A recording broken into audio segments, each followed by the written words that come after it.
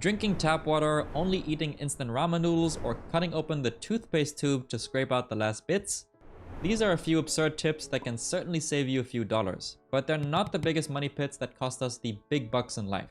The fact is, life costs money, but it makes no sense to scrape and save on every penny. However, there are large chunks of expenses where it's worth taking a closer look.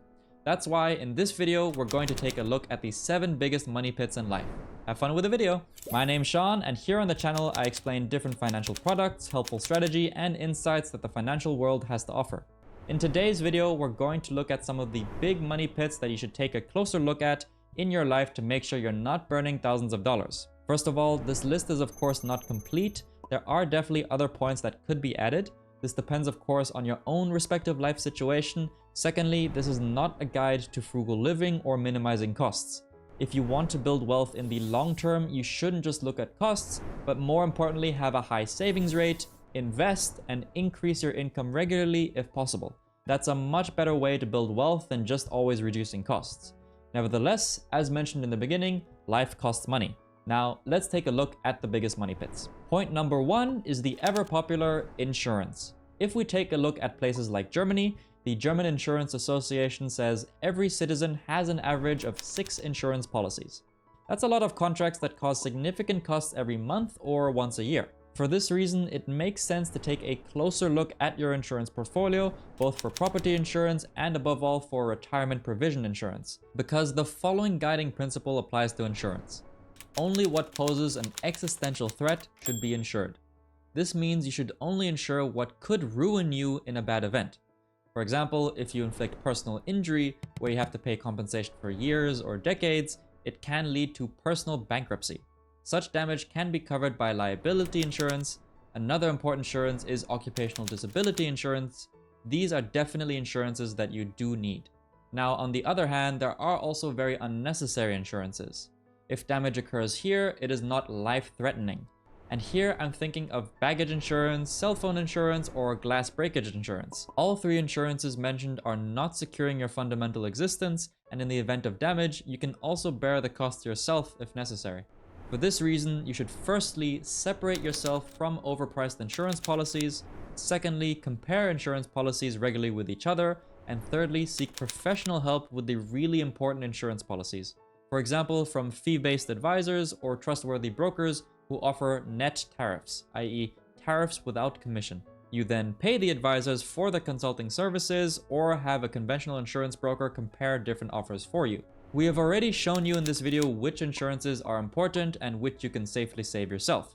You should also be very careful if you want to build up your private pension provision via so-called life or endowment insurance policies.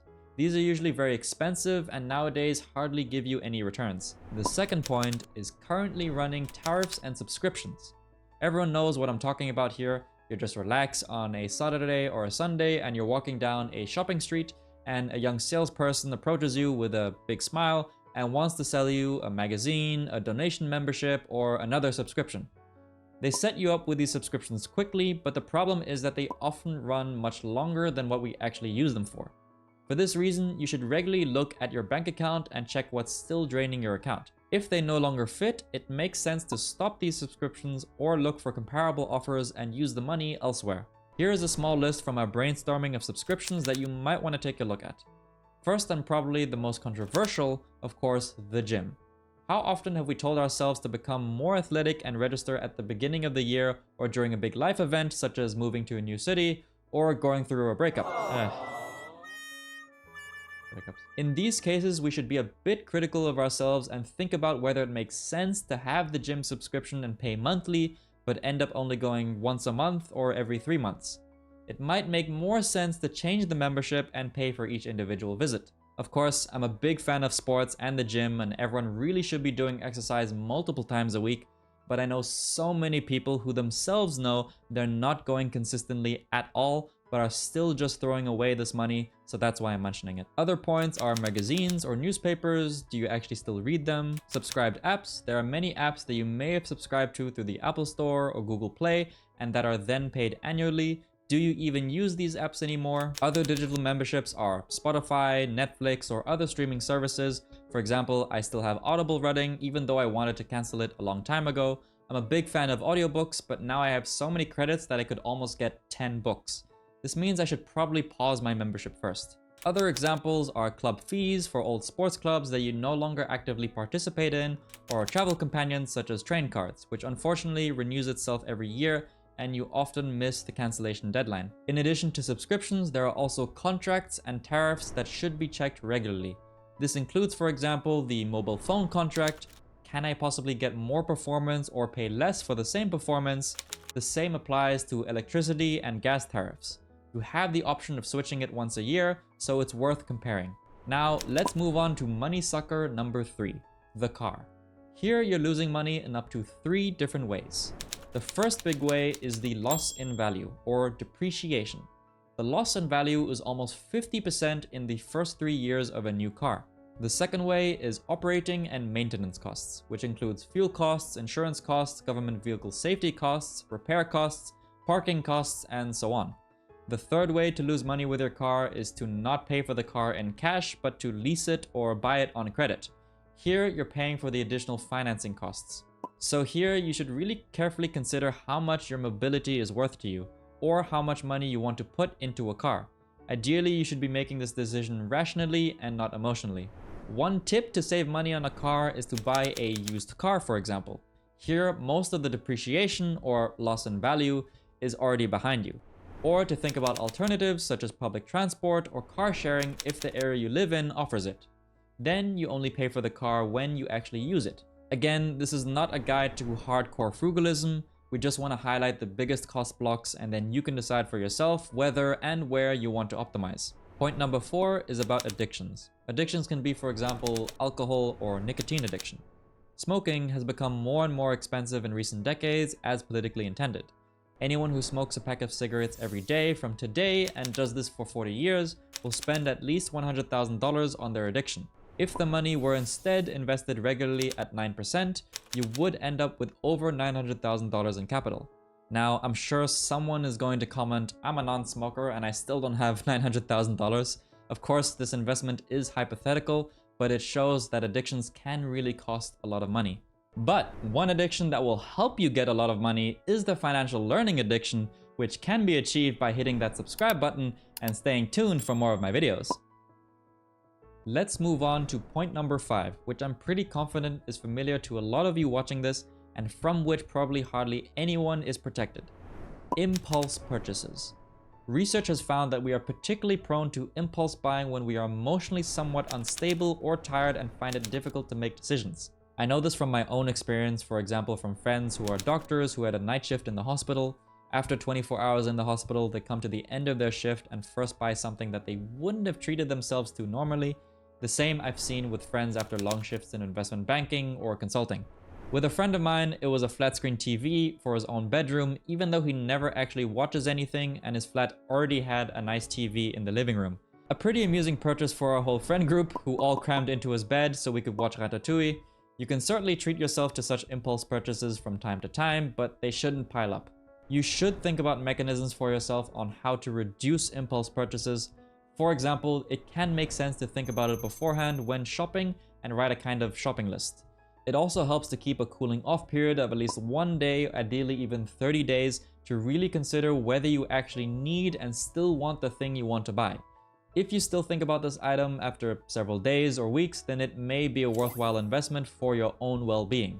I also adopted another rule in this category from Jay-Z, who once said, if you can't buy it twice, you can't afford it, which basically means if you don't have enough money to buy the thing twice without getting yourself into financial trouble, you can't afford it. Point number 6 applies in particular to people with greater assets: inflation and opportunity costs. People have extremely large amounts in their checking accounts. In Germany, it's even over $1 trillion. In addition, there are other deposits such as fixed-term deposit accounts. The problem with this is that this money hardly yields any returns, although an account with money should actually have this goal. Instead, inflation even causes the money to lose purchasing power. In recent years, we've seen this effect of inflation eating away at our money pretty harshly, and interest rates on these kinds of deposits have always been lower than inflation. But in addition to this, there are so-called opportunity costs. In this context, this means that we have missed the opportunity, so the possibility, to invest in other higher yielding asset classes such as real estate or international stocks. This missing out on a possible return could be described as a cost, hence the term opportunity cost. These 2 points, inflation and opportunity costs, are related. Especially if you have a larger fortune, it is important to reduce these. You should have 3 to 4 net monthly salaries in your checking or savings account as a buffer, but the rest should be invested in an investment portfolio. If you had simply left your money in a checking account for the last 20 years, $20,000 would only have the purchasing power of about $13,000 today, adjusted for inflation, which is basically a loss of 35%. If you had invested this money at a 7% return on the stock market over the same period, it would be worth over $77,000 today. By the way, the reason I say 7% return instead of a 9% return like I would usually say in these videos is to have it inflation adjusted with an assumed 2% inflation. So 9% nominal returns minus 2% inflation equals 7% real returns. Now let's move on to the 7th biggest money pit, which is actually still related to investments, and that is the costs of investing. Yep, I just have to point out the issue of costs when investing because these costs can be considerable. We used a little calculator for this where we compared ETF costs with the costs of an actively managed fund. We have put the costs for ETFs at about 0.2% and the annual costs of an actively managed fund at about 1%. With an investment period of 10 years and an investment sum of $50,000, you can already see a difference of over $8,000 in costs. However, if you're investing for your retirement, the investment period is certainly significantly longer than 10 years, so this cost difference will continue to grow exponentially. The difference is even greater with so-called life and pension insurance policies, as the returns here are generally lower and the costs are often higher. Now, I hope this video was helpful. If you want to get an overview of your running costs, I can only recommend that you keep track of your expenses on an Excel sheet.